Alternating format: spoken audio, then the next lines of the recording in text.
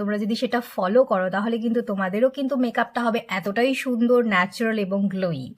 আর এই একটা makeup create করেছি, লুক নো মেকআপ, মেকআপ আর নেই, এটা জাস্ট এয়ার ড্রাই হবে ফেসটা, তারপরে আমি আমার মেকআপ অ্যাবজর্ব করে না, মেকআপটা ব্লেন্ড হয় না, ব্লেন্ড করতে। Hello everyone, welcome back to my channel again. আজকে আবার একটা নতুন ভিডিও নিয়ে চলে এসেছি। আজকের ভিডিও টপিকটা কিন্তু ভীষণ এক্সাইটিং একটা টপিক, সেটা হচ্ছে গিয়ে মেকআপ টিউটোরিয়াল।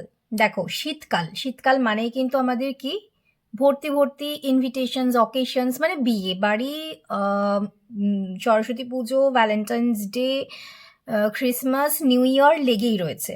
তো আমি অলরেডি আমার শর্টসে অনেকগুলো মেকআপ ভিডিও পোস্ট করেছি, তো সেখান থেকে অনেকে আমাকে বলেছিল যে একটা লং ভিডিও ডিটেলসে দেওয়ার জন্য।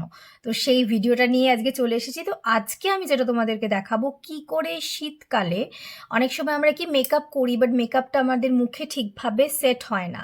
মানে অনেক সময় আমাদের এই চোখের তলাটায় বা এই জায়গাগুলোতে মানে মেকআপগুলো ফুটে ওঠে, ঠিক করে স্কিনে অ্যাবজর্ব করে না, মেকআপটা ব্লেন্ড হয় না, ব্লেন্ড করতে প্রবলেম হয়, যেটা সাধারণত কিন্তু গ্রীষ্মকালে হয় না। গ্রীষ্মকালে আবার অন্য সমস্যা থাকে ঘামের জন্য, কিন্তু শীতকালে এই সমস্যাটা খুব দেখা যায়। তো আজকে আমি সেই সমস্যাটারই সমাধান নিয়ে চলে এসেছি, তো তোমরা দেখতে থাকো, আমি সবটাই জানাবো।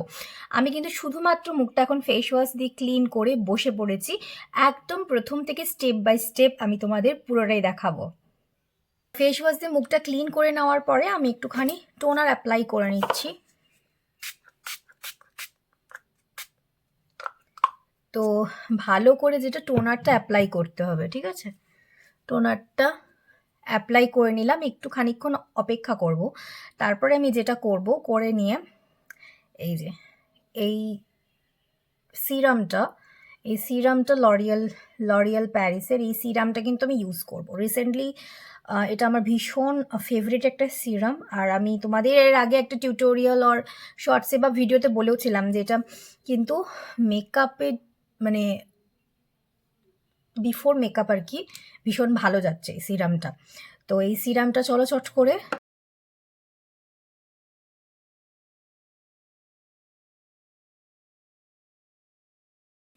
একটু নেক এরিয়াতেও লাগিয়ে নেবে, কারণ আমাদের হচ্ছে কি এই পোর্শনটা তো একটু মেকআপ দিতে হয়। তো চলো এটা ড্রাই আপ হয়ে যাক। তো দেখো, ময়শ্চারাইজারের জন্য এই যে নিভিয়ার এই ময়শ্চারাইজারটা আমি ইউজ করি, আমি তো তোমাদের বরাবরই বলেছি। এর আগে আমার উইন্টার স্কিন কেয়ারের প্রোডাক্টগুলো শেয়ার করেছি যখন, তোমরা অলরেডি সেখানে তো এই ময়শ্চারাইজারটা আমি কিন্তু ভালো কোয়ান্টিটিতে নিয়ে পুরো মুখে লাগিয়ে নেব। দেখো, আমার কিন্তু স্কিনটা এবার একদম মেকআপের আগে যেগুলো করা দরকার ছিল আমি কিন্তু করে নিয়েছি। মানে ভালো করে একটা টোনার দিয়ে, দেন সিরাম, দেন একটা গুড ময়শ্চারাইজার, ঠিক আছে? আমার এই নিভিয়া ময়শ্চারাইজারটায় চলে যায় যাদের এক্সেসিভ ড্রাই স্কিন, তাদের জন্য আমি স্ক্রিনে কোথাও একটা এইদিকে বা ওইদিকে কিছু ময়শ্চারাইজার সাজেস্ট করে দিচ্ছি, মানে ফটো দিয়ে দেবো, তো তোমরা সেগুলো ডেফিনেটলি ইউজ করতে পারো। আর সিরাম এটা ভীষণ ভালো যায়। যদি এই সিরামটা কারোর পছন্দ না হয়, অন্য কোনো সিরাম কারোর থেকে থাকে, সেগুলোই ইউজ করবে। মানে তোমার স্কিনে যে ময়শ্চারাইজার আর সিরাম যেটা স্যুট করে সেটাই অবশ্যই লাগাবে, এই নয় যে আমি যেটা দেখাচ্ছি সেটাই লাগাতে হবে, কারণ প্রত্যেকের স্কিন ডিফারেন্ট হয়। তো তোমার যেটা স্যুট করে, তোমার according to your skin type, সেটাই কিন্তু তুমি ইউজ করবে। নেক্সট দেখো, আমি যেটা করব সেটা হচ্ছে মানে ময়শ্চারাইজার সিরামে হয়ে যাওয়ার পরে আমি একটা স্কিন প্রাইমার হয় সেইটা লাগাবো। তো এটা ম্যাকের একটা হচ্ছে ম্যাক ফিক্স বলে যেটা রয়েছে, সবাই জানো। এইটা অনেক সময় অ্যাপ্লাই করি। আর একটু বাজেটের মধ্যে যদি কেউ ভালো কোনো প্রাইমার বলো, তো এই নাইকার যে প্রেপ মি আপ, এটা ভীষণ ভীষণ ভালো। মানে এটা সিলিকন বেস, মানে যখন স্কিনে অ্যাপ্লাই করবে দেখতেই পাবে যে পোর্শনগুলো অ্যাপ্লাই করবে যেন একদম মনে হবে স্মুথ হয়ে গেছে। এনিওয়েজ, আজকে আমি এইটা ইউজ করছি না, আমি আজকে এই ম্যাকের এই যে প্রেপ প্লাস মানে ম্যাক ফিক্স এইটা ইউজ করব।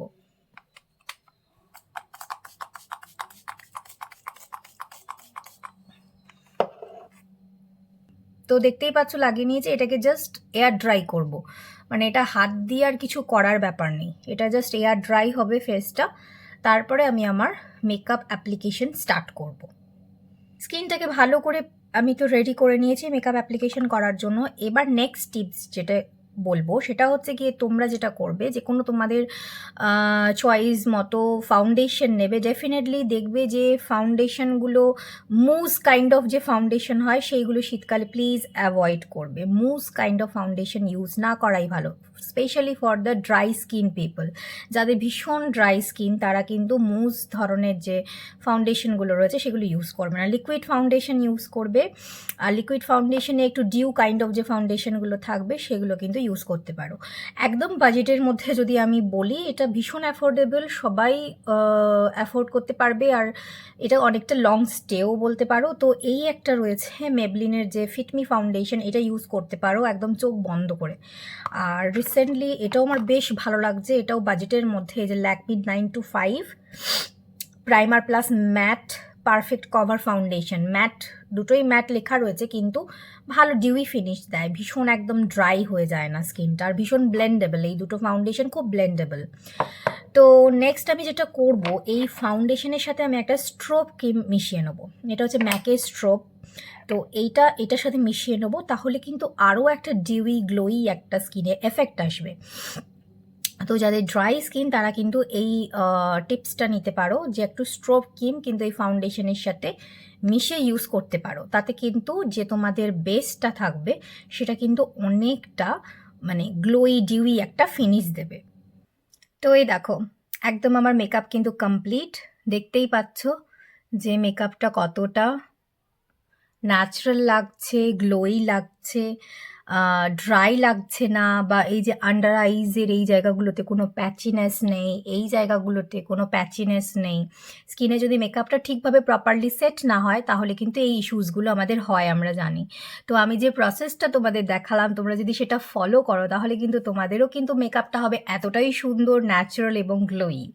আর এই যে এই একটা মেকআপ ক্রিয়েট করেছি, লুক, নো মেকআপ লুক, সেটার একটা আলাদা ভিডিও আমি করেছি, সেটা আমি আলাদা একটা ভিডিওতে দিয়ে দেবো, সেটাও তোমরা দেখে নিতে পারো। তো এই হলো আজকে কি করে উইন্টার সিজনে ভালোভাবে আমরা ফেসের মধ্যে, খুব ড্রাই স্কিন যাদের রয়েছে তারাও খুব ভালোভাবে কি করে মেকআপটা সেট করব, সেই পুরো প্রসেসটা আমি তোমাদের বললাম।